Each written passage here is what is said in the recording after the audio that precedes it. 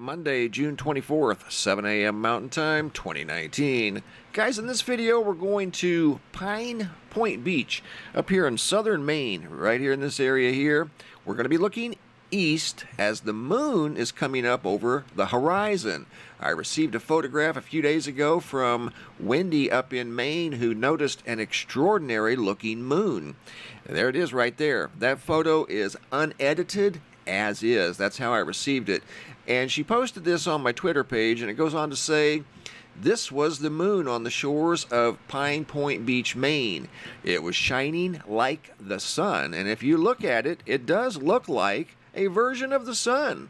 A little closer, but it looks like the sun. It's orange, gold looking.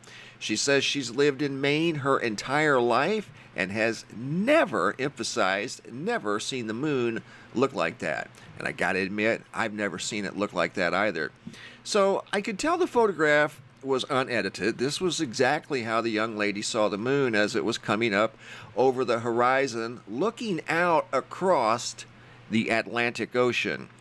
And then it came to me why she saw the moon look like this, and some other people up in Maine also verified that the moon did indeed, as it was coming up over the horizon, had a very beautiful orangish gold appeal to it. And here's why.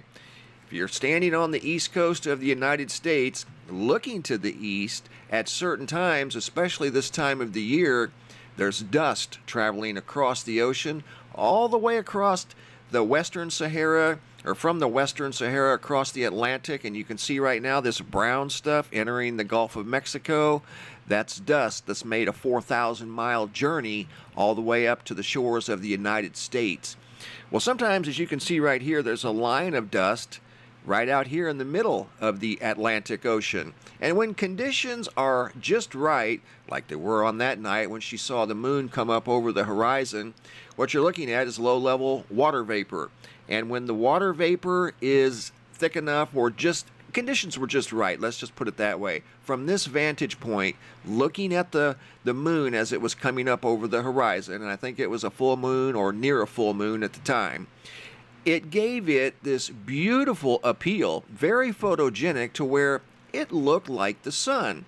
But what caused it was the dust off of the Western Sahara of Africa, right there. And as you can see here, these dark plumes coming off the west coast of Africa, that's dust in the lower levels of the atmosphere. So from ground level, looking up through this dust, if you happen to see a full moon just right, mixed in with just the right amount of water vapor, it's going to make it look like the sun. And that's what she saw the other night. Absolutely beautiful. That's a one-of-a-kind photograph, and that is unedited, by the way. So great observation, Wendy. Thank you for sharing. That's got to be the most phenomenal photograph of the moon I think I've ever seen. And what caused that, and if you look at the photograph she sent me right here at Twitter, you can kind of see vaguely what looks like a thin layer of Saharan dust in the atmosphere have this gold sun-like looking appeal. So great observation. Here's another model out of the University of Athens, and this is the dust concentrations near ground level, and they focus on the dust coming from the west coast of Africa. And you can see it makes its rounds all over the northern hemisphere of the globe. This is a model from June 24th for the next 5 days through June 29th. Obviously, it's more concentrated in northern Africa, but it does make its way across the Atlantic, affecting northern South America, most if not all of the Caribbean, and sometimes it makes its way inland to the United States. By the end of this week, you'll see it up into Texas, parts of Oklahoma, even Kansas. And that mild dust, it's very mild over here. Sometimes it's not even visible, but it is there. It's detectable. Very thick over here in the northern part of Africa. But it does influence the things we see in the sky. Not only the moon, but the sun too. And I'm wondering if the presence of this dust doesn't somehow influence these double rainbows we see.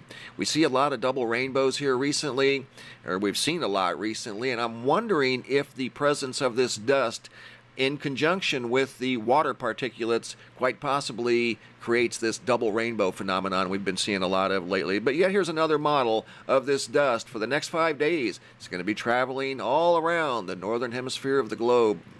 Here's what she also stated. This was the moon on the shores of Pine Point Beach, Maine. She'd never seen anything like it in her life. And I believe it, because the dust coming across the Atlantic from the Sahara doesn't come all the time, and it has to be in just the right position at the right angle during the full moon phase with just the right amount of water vapor, like I was suggesting earlier, and that was the case that night. So great observation. Thanks for sharing. We certainly appreciate that. I want to take a look at the power outage map real quick at the website, which you can find right here. The tab right underneath the sun tab, and we've got a lot of power outages once again. Storms are rolling through the plains from north to south.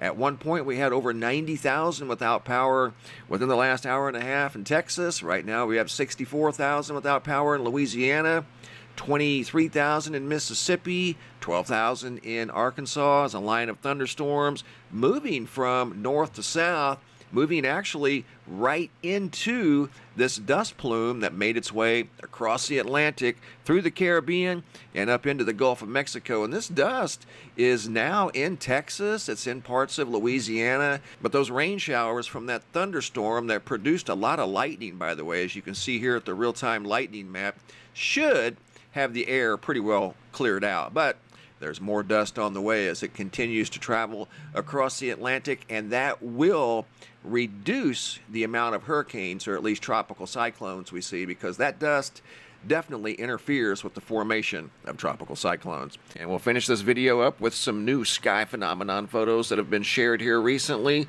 Photo by Rich taken at an intersection as he was looking for the pot of gold at the end of the rainbow. As the end of the rainbow was right in the middle of an intersection he was driving through the other day. Look at that. Pot of gold, he didn't find one, but there's the end of the rainbow. Don't see that very often. Much like this photograph here from Seabrook, New Hampshire. This was sent in by Debbie, and it's just kind of hard to even grasp what we're seeing here. Looks like two very long rectangles in the sky, at least one, possibly two. And again, like a lot of things that we see in the sky, it just doesn't fit in with the rest of the sky. You know, the clouds are very random. Everything else looks very random in the sky.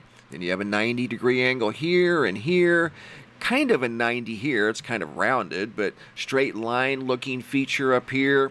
Possibly another rectangle feature here. It's kind of absent of any clouds, so to speak.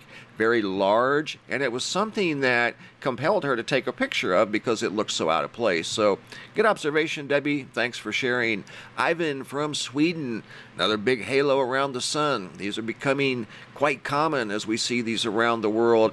This is that superstorm that rolled through the Midwest back on June 21st, and there's an actual look of the leading edge of the storm that I was watching on radar. That's what I was seeing on radar as it was rolling through Kentucky.